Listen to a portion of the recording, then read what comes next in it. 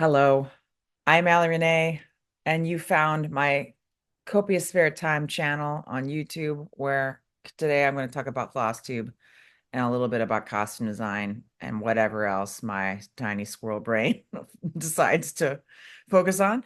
I am coming to you from a very questionable, semi-glamorous King Suite at the Skokie Holiday Inn. So, hence the artwork and the empty kitchen cabinets behind me.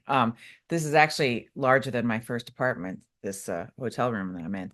I am in Chicago because I am in technical rehearsals and dress rehearsals and now previews for a play that I'm designing. Well, I have the postcard for it. This play at Steve Theater. Steve Theater is a Equity Theater Company, and Chicago Equity is like the actors union, Actors Equity Union. So it's a professional theater company in Chicago. We're doing this lovely, very kind and gentle play called A Case for the Existence of God. It's very lovely. Anyway, so I'm in town in Chicago doing that, where I'm in previews and dress rehearsals. And what those are where we move into the theater space, the performance space, and put all of the design elements together along with the actors. So the sound designer, costume designer, lighting designer, scenic designer, props person, etc. And the director and the actors all get in the same space and make the show happen. And it means we painstakingly go through every moment of the show over and over again to make sure it's perfect, right? And looking at all the elements come together.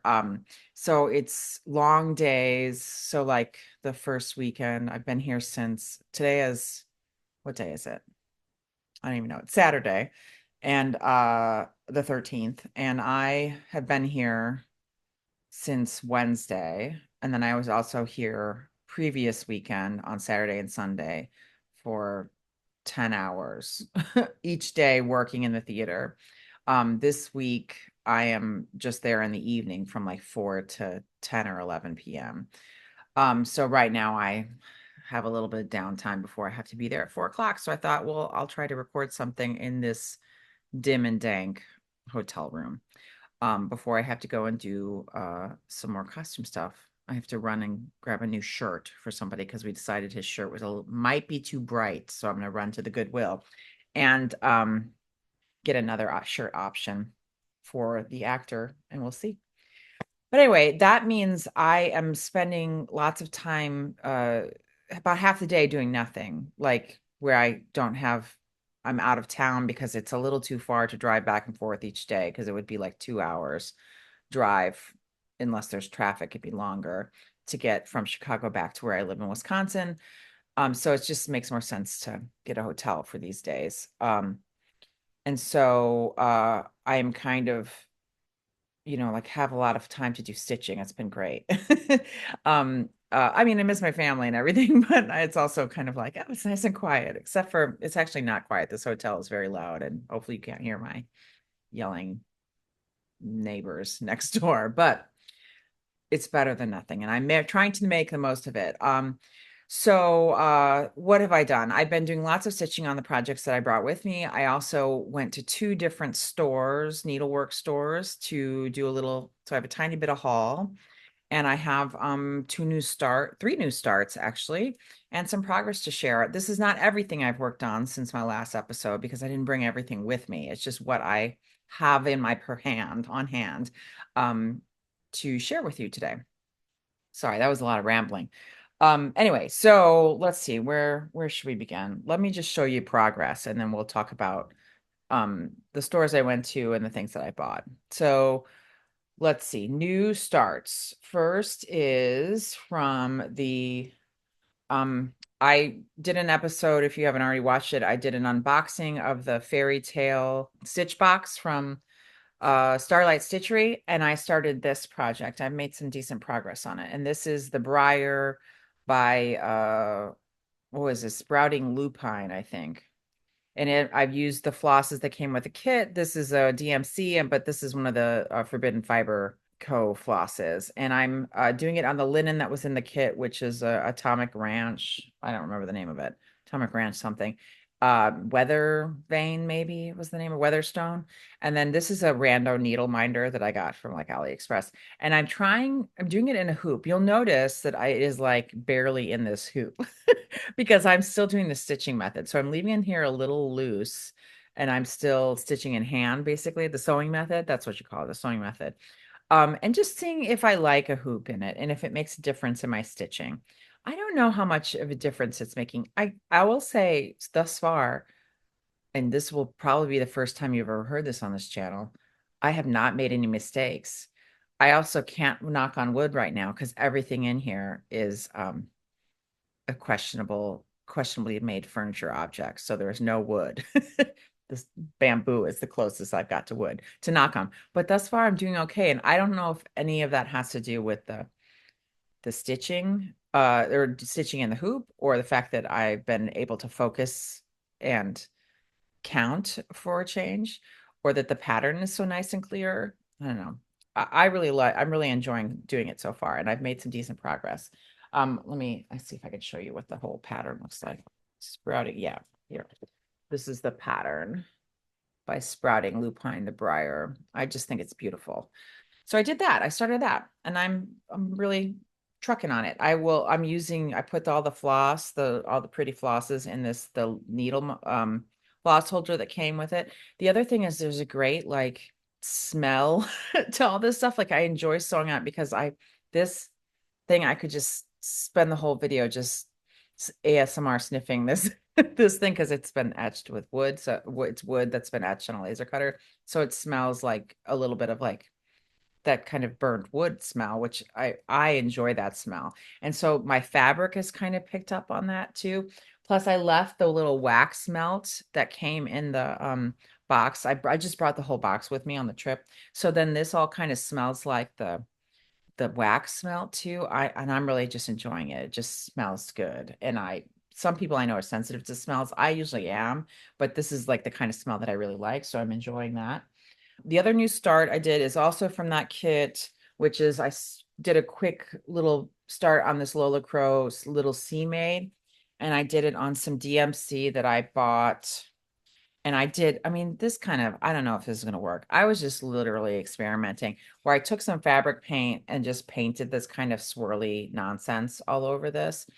It's just a shimmery blue and some like glittery. And I just thought this is mostly full coverage. So I thought I'd see what it looks like where this is peeking out. And you can see, I don't know if you can see the lighting in here. There's like one lamp in this whole room. I did a little bit of a start here. You can see the blue. And that's the bottom of the little mermaid swirl. So I started on that and it's all DMC. Two new starts and then one more new start. And so this is, you might have seen this if you watched my shorts. I found this pattern kit, Needles and Hoops Pinocchio number 304 at the Goodwill in my town. And it was $2.99. And I bought this to do the Bring Out Your Kits Sal that is being hosted by Thread Gremlins, where you're supposed to bring your weird kits, like they're stitching that hilariously terrifying clown. And I thought this would be fun too. And this is also it's also vaguely terrifying. I'm just going to zoom in on this. I want to just show you the terror of this chart. I'm gonna try to get it closer to the camera. Just look at his eyes. So scary. Anyway, but I'm also right now I'm working on a children's play that I'm writing, and Pinocchio is one of the characters in it. So I thought it's kind of on brand to be working on this. So here's my start. I've got his little jacket on, and one side of his little jacket and the part of the little schoolhouse or church or whatever it is. You'll notice I'm doing it on this side of the fabric. The fabric in the kit came, and it's a linen, Belgian linen. It looks like it's probably, I didn't measure it, but I'm guessing it's like maybe it's 26, maybe 28, if it feels wide. But it had the pattern printed on it. But when I started to, or it had like the little X's printed on the linen here. But when I tried starting it here, and it's where this is X's are makes no sense based on where the threads are on the linen, where sometimes it would be an X would be over three. I don't know. It was, I'm sure what's going to happen is you can already see like my little Pinocchio is going to end up being way smaller because I'm actually following the thread count of the fabric as opposed to just stitching on the X's here. The dissonance between the two was just making my brain hurt. So I just decided to stitch it on the other side. So yeah, so he'll end up being a little smaller, which is good, I think, actually. And I think I will, should, if I finish this, I'll probably maybe put it in a project bag, or maybe I'll make a little frame. Who knows? It could be fun that maybe I stitch this and then I have it be, maybe it can be a wall decoration on the set of the play. Okay, I can kind of like, what would you call that? Inception, the kit into the play, into the character, into the show. I don't know. That made no sense. That the threads that came in that kit are all the JP coats. They're actually, I mean, for being this is kit, I couldn't find a copyright date on it. I suspect it's from the 70s though. These threads are actually really shiny in a way that looks quite beautiful actually, and they are nice, bright, festive colors. There's one thing I haven't decided on this, like the he's supposed to look like he's wood. He has some really super swole calves, which are kind of both terrifying and funny at the same time. But I also kind of want to give, I'm not sure I love the how the really the huge contrast between this like tan and the brown, and I'm wondering if it wants one step lower in between, like a little like less dark brown. But I don't know. Maybe I'll just do it as is and just shut up about it. But anyway, once again, those eyes.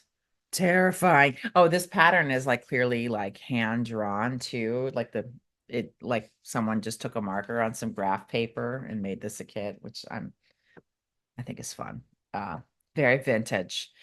What else? I have brought with me my tree of hope. And so I've made some decent progress. Sorry, there's still needles in it because I was literally just sewing on it a minute ago.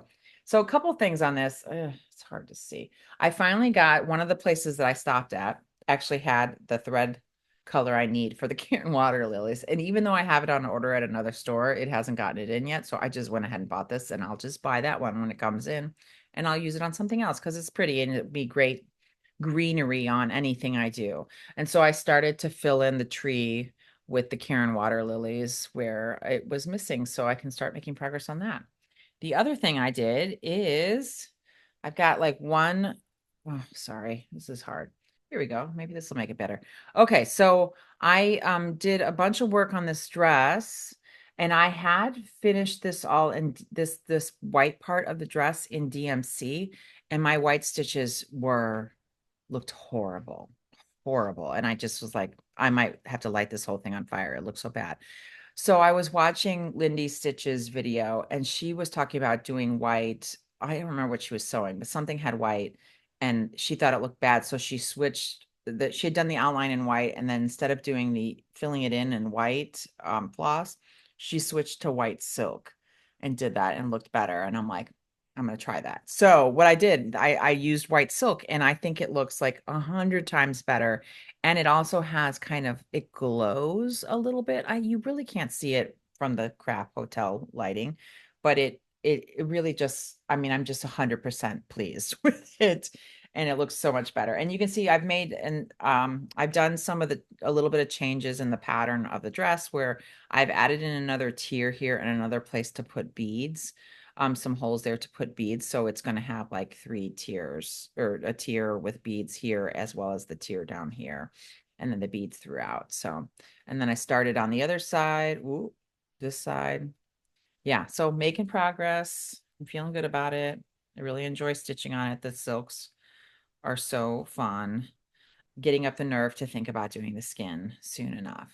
Slowly, I'm behind horribly on Deadly Aquarium, but trying my best to catch up and keep plugging along. So here is Deadly Aquarium. And I have, let's see, what have I done? I've gone in this little fishy here is mostly done, save for the back stitch on his mouth. I finally finished the coral. I've got this little fishy here started. I started on the this big coral thing here and started on this is what do you call that? The light bulb fish. I can't think of his name. Started on him and doing some of the black fill-in. So I'm kind of just jumping around whenever a new entry comes out and just keep going. I did some more fill-in on the poles. I had some more of that to do, and I did some of that because that was nice to do in a like when I'm in the production meeting, which is the meeting at the end of the night, so I can just do those straight lines and still pay attention. Yeah, so I'm making progress. I'm still behind. I know there's another break coming up where we have another like day off, so I'm hoping that I can, or a week off, so that I can catch up a little bit. But I'm enjoying it still. It's fun.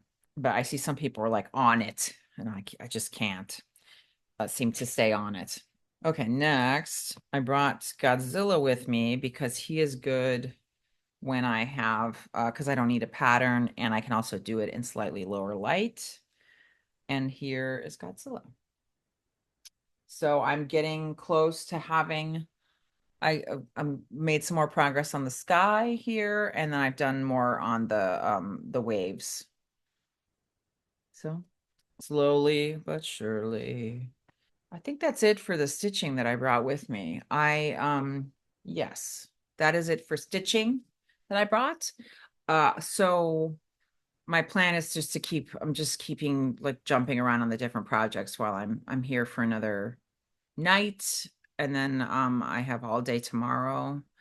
And then leaving after the second preview tomorrow. Preview is like a open to the audience performance, but we're still technically in rehearsal. So then we do notes, like we have rehearsal and notes and make changes before and after the show. And then I'll go back home on Sunday night, and then I will come back next week for another rehearsal. And then it opens, I think, on Friday next week. So on the way down here this week on Wednesday, I left early so that I could stop at the what's the name of it? Beautiful Sip and Stitchery. Here, I'll show you the poster from the bag. Beautiful Sip and Stitchery in Roscoe, Illinois. And this is a new stitching needlecraft cross stitch store that opened in Roscoe, Illinois a couple months ago, because I know I talked about it briefly on another episode where I went to Stitch in Time, I think was the name of the store in Roscoe, that's also in Roscoe, but it has now closed. I think she retired. So when I had gone to that store, Just One More Stitch, that was the name of the store, Just One More Stitch. And when I went to that store, I heard about that there was another store opening, but it had just closed when I got there, which was like so annoying. But so this time I left early to stop there on the way, because it is Roscoe is near, it's kind of like a suburb of Rockford, Illinois, which is right on my route to go from Madison to Chicago. So I left early knowing I would just hop off the highway, and it's like a 15-minute detour. From where I live, it'd be like a 40-minute drive, 45-minute drive to go to this place, which isn't too bad. I mean, I know people drive much further to go to stitch stores, and it was definitely worth a drive. It's a lovely store. It's beautiful. I took some like sneaky video, which I probably should have asked, but I was too nervous to ask. So everybody was lovely in there, but I was just like, I don't know. I'm a weirdo. Sometimes I have no courage. But I took some sneaky video, just quick little video to show you, because it's just beautiful, a beautiful store. They did such a lovely job. It has a stitch room, so like a room where there's a table and lovely lighting, natural lighting. It's right by a window. And they have table and chairs, and you can they have hours where you can reserve like space to kind of show up and stitch in this room, so kind of have like a stitchy social. I believe she serves tea at that time too. And then they have a hallway where it's like notions. They have a room with all the floss and the patterns, and then a room with fabric and finishing stuff. And it was really, really well done. The floss room, all the floss was like hung on, was either in a drawer, if it was like DMC or Cosmo, I think was in drawers. And then the overdyes were all like kind of hanging on these racks, so you could really see them nicely. Then there's shelving, and then all the patterns are in files, like in like binders, organized by designer and like seasonal kind of things. And then she has lists of like the designers she has in stock, so you can, look. Having them in binders has its benefits in that you don't have to like navigate around like a whole room of racks. So the store overall has a less cluttered, more calming feel, right? It's visually like clean, just a lack of clutter, right? I think it'd be a great store to go to if you're someone that has issues with or challenges with being overstimulated when you go into one of those environments where you're like, I don't know where to look. I mean, I've had that experience of being going to different stitching stores and being overwhelmed, like rapidly overwhelmed. Like I don't know where to look. I don't know how to find anything. I don't understand how where anything is in the store. And sometimes the people that are in the shop are too busy to deal with you because they have so many other people. And so you're just kind of like, ugh. So I think it'd be great for anybody that has sensory issues too, or if you have mobility challenges, because you don't have to like move your chair or walker or cane or whatever around like those circular racks, or I mean, it would just be easy. You come to the table and either grab a binder, or someone could bring you a binder, and you could just flip through the binder to look for the patterns you need without having to like navigate a room, go up and down and look. So I feel like it's really great for accessibility things. However, sometimes I want the overstimulation. I often like go to a store and find a pattern I wouldn't have even known about by looking at the racks. So it's like flipping through the binder is less satisfying if you're just kind of looking for some surprise thing, right? So but for sure it was a much more calming, chill experience. And I spent a lot of time in there because I was just like, I'm just going to sit here and look at these binders and chat with people. And it was really nice. The getting of the floss was super easy though. That was like wonderful. And I saw the store owners help other people like kit up their whole thing, like find conversions, all kinds of stuff. It's really high service. And they serged the fabric and gave everybody a tour that came into the store. They have a wonderful finishing area where they have like drawers and drawers of like hand dyed, like the little fluffy ball trim that you put on the edge, or rick rack, and boards to finish things on, and little like cute little wooden things, and I mean, and fabric kits and the walnut shells and all that kind of stuff, lizard litter or whatever. And so it's really kind of like full service. You can get a lot of that stuff there. So highly recommended. I really had a great time stopping in. I definitely will do it on my way. They have hours, all kinds of events that they do. So if you're in the area, if like you're in the Madison area, or you're in Rockford area, or even like Galena, it wouldn't be that far of a drive. It's a bit of a haul from Chicago, but if you're in like the suburbs, it's not that bad.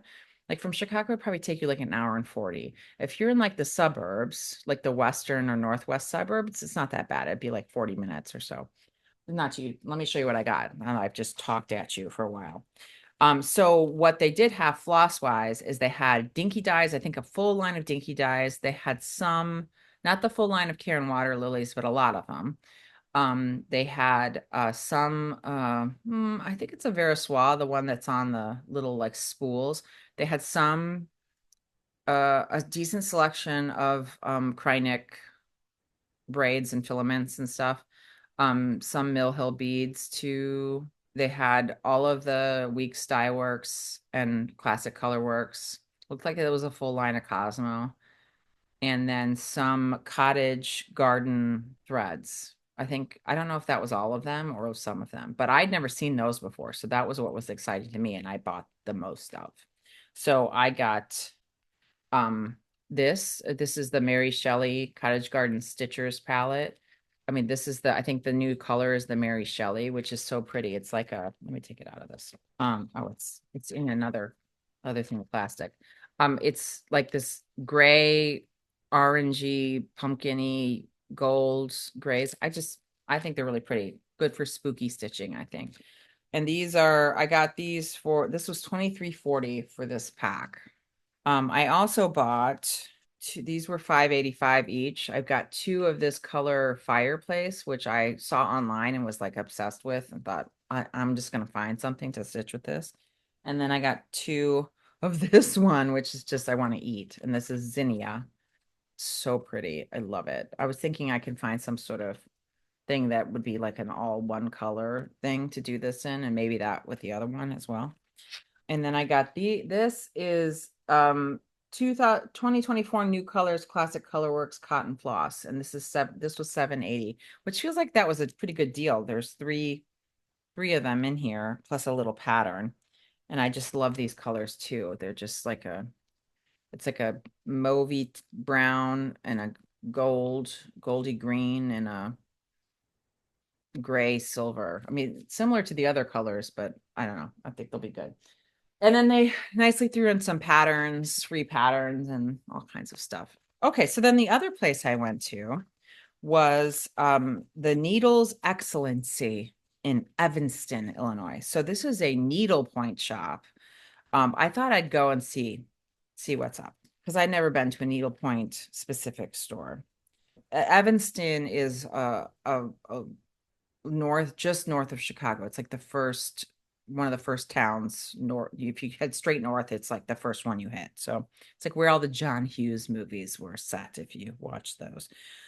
So they had a huge range of obviously needlepoint stuff, like lots of really gorgeous hand painted canvases. And man, that hobby looks both epic and like wildly expensive. I would love to try it sometime, and I have some materials already to try it, so I might just do a little DIY and see if I enjoy it. But I kind of hope I don't enjoy it because I don't know if I can afford it. But I mean, it's hard to talk about not being able to afford things when we all know how much money we spend on this hobby. But I always think of the money that we spend is like based on how much time I do it, and it really is minimal when I think about how long I spend and how much enjoyment I get for how much, like money per minute spent or whatever per hour spent. It's probably way less than I spend on even my phone bill or anything else, right? It's way less expensive than other things and totally worth it. Cheaper than a therapist. But so I thought it'd be fun to just see what the fibers that they had, how things were different, just to compare. And I wanted to look at the pretty canvases, and that store did not disappoint. They had some really excellent, beautiful hand painted canvases, and just a wide variety of styles and just beautiful stuff, beautiful samples to look at in the store, things like that are really nicely organized. This is another store that was visually very clean and like easy to navigate. It is downstairs though, so if you were had a mobility challenge, then you would have difficulty getting it's down it's like like a garden apartment store kind of thing. You have to go a couple stairs. Not too bad though. I bet they do pick up orders. Okay, so what did I buy? First thing they had some I just enjoyed looking at all the pretty fibers because a lot of this stuff would be really useful for embroidery, which I also do too, like to couch and things like that. But they had a bin of discount stuff, and I picked up some things from there. Like I got all these are all NPI needlepoint silks. I got two of this color in this blue, and then I got an off-white, or it's a white that's kind of faded, a teal, this light blue, this is and then this needlepoint silk, this red color. I also got this Avera Soie Krynic, and then another Krynic silk. I mean, and these were all like either 50 cents or $1.50 each. So it's pretty good.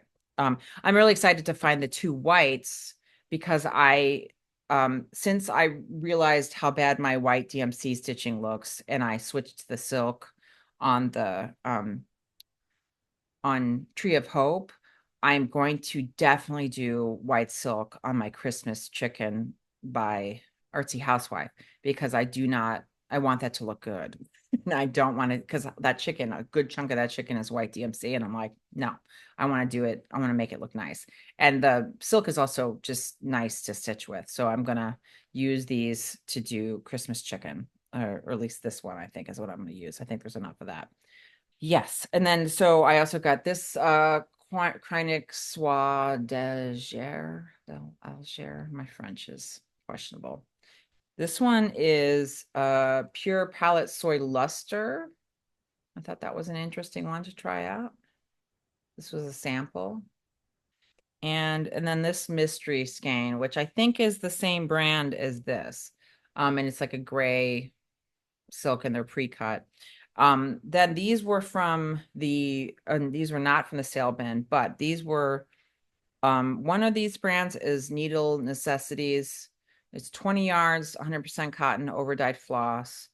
And these were like $5, which for 20 yards, that felt like a pretty good deal, considering like Classic Colorworks or Weeks Dye Works skeins are not even 10 yards. A lot of them are only like 7 and cost about 250 or 260, sometimes more. So this felt like a really good deal. I suspect that the overdyed, where it's overdyed, it's probably like because it's meant for chunkier material, is probably a little bit more dramatic overall, which might be good. I'm excited to try it.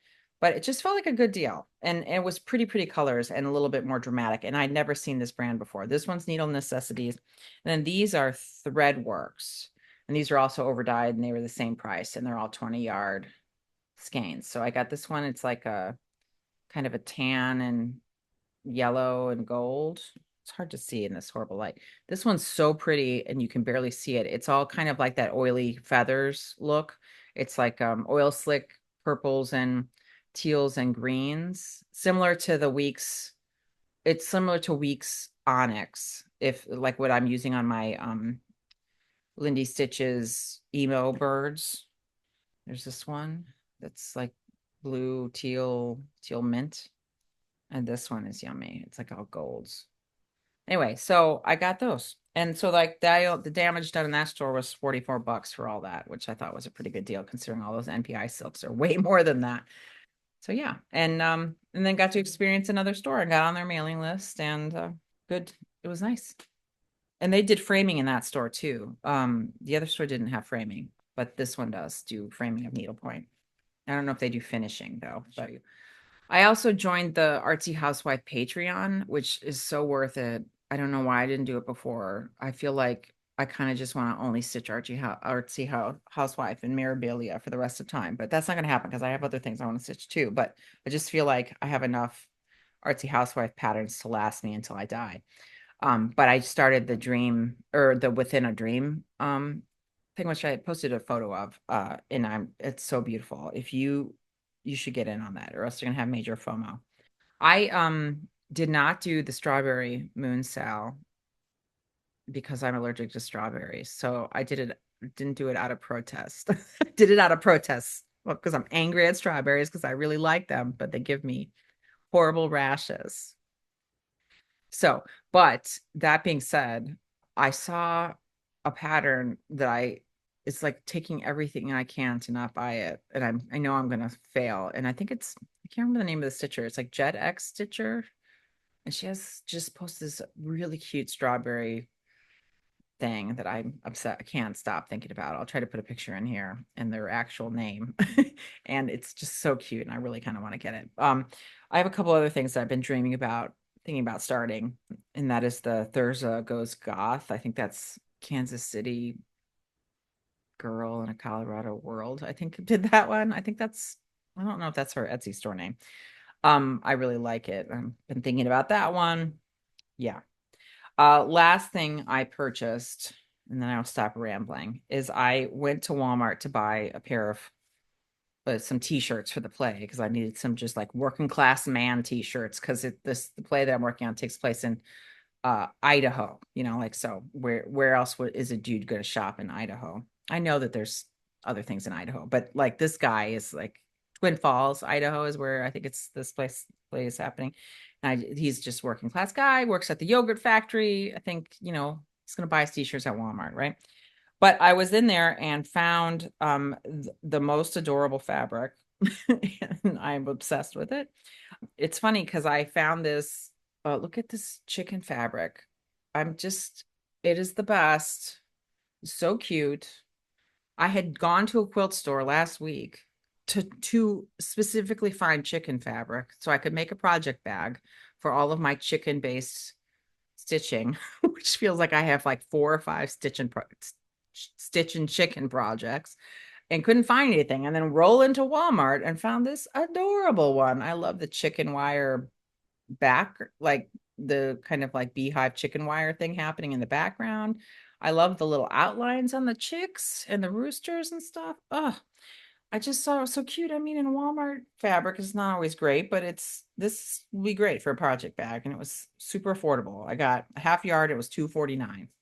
That'll be enough to make a couple project bags from it. And I got this like kind of stripy rickrack looking thing to go with it, to be contrast or lining or whatnot. So I'm excited about it. So stay tuned for chicken bags coming up. And eventually I might get it together to make some to sell to put in my Etsy store. But thus far now I have not, just my own personal bags. What else? Live things. I've been, as far as my Etsy store goes, I mean, I have an Etsy store where I make right now, it's mostly doll clothes stuff in there. And I've had a couple of like really huge orders that I've been working on. So that has taken up a lot of my sewing time, was finishing that, plus doing costumes for the show. I've also been doing costume designs for Cinderella at doing the design part where I'm doing the drawings that are called renderings for costume designs. And luckily I've been doing these on an iPad as opposed to on watercolor paper. So then I can work on them in the dark, while I'm in the theater, which has been helpful to kind of maximize my time spent out of town and being on watching rehearsal over and over again. So I can kind of multitask a little bit. So I've been doing a lot of renderings. So I've been posting them on my Instagram as I finish them, but maybe I'll put some here you can see them. And I'm using Procreate, and I kind of like bash them together with images that I find online, and I use the actor's headshot, and then I draw and paint on top of it and do lots of things to kind of create the look for the show, which we're doing in kind of like sparkle bar fairy tale, kind of.